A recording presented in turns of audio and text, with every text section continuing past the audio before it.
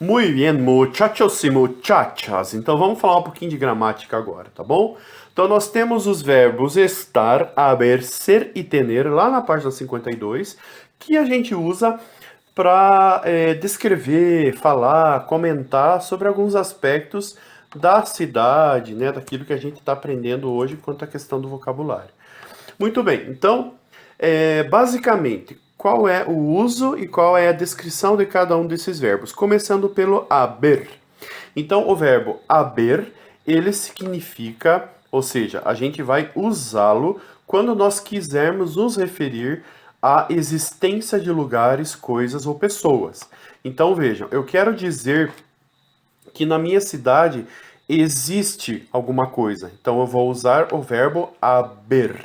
E vale lembrar, pessoal, também bem importante, que no português nós temos o verbo haver e a gente deve usá-lo no sentido de existir sempre no singular e lembrando que ele sempre vai ser impessoal. Ou seja, eu não posso dizer em português haverão dias difíceis. Eu tenho que dizer haverá dias difíceis.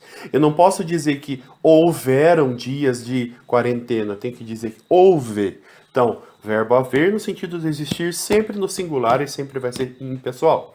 Então, como que eu digo em espanhol há uma farmácia? Eu digo hay una farmácia. Ok? Segundo verbo, tener. Verbo tener indica posse. Então, como que eu digo, por exemplo, que Curitiba possui alguma coisa? Eu vou dizer, Curitiba tiene un parque muy bello. Então, o verbo tener. Terceiro verbo, o verbo estar. O verbo estar nós usamos para localizar alguma coisa concreta ou conhecida em algum lugar. Por exemplo, los correos están en frente a la plaza. E por último, o verbo ser. O verbo ser é quando nós usamos para dar características de algo ou alguém. Por exemplo, estou falando da cidade, então vou dizer Irati es una bella ciudad. Então vejam que aqui nós temos o verbo haver no sentido de existir, o verbo ter no sentido de posse, verbo estar para localizar e verbo ser para a gente dar características às nossas cidades. Tudo bem? Um macete e ojo é atenção em espanhol. Muito cuidado quando vocês forem usar o verbo hay, o verbo haver. Por que eu digo isso? Porque no português a gente usa, principalmente na linguagem mais informal, a gente usa assim, por exemplo, assim, na minha cidade tem.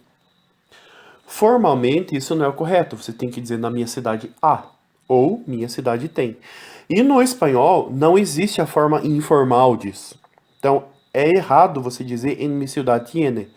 Então, quando você usar o en, vejam que eu sublinhei o en, né? Deixei ele com outra cor ali para deixar bem destacado. Então, quando você usar o en, você vai dizer hay. Então, en mi ciudad hay. E quando eu não usar, eu uso os outros. Então, mi ciudad tiene, mi ciudad está, mi ciudad es. Entendido, pessoal? Então, esse é o macetinho. En mi ciudad hay, en mi ciudad tiene.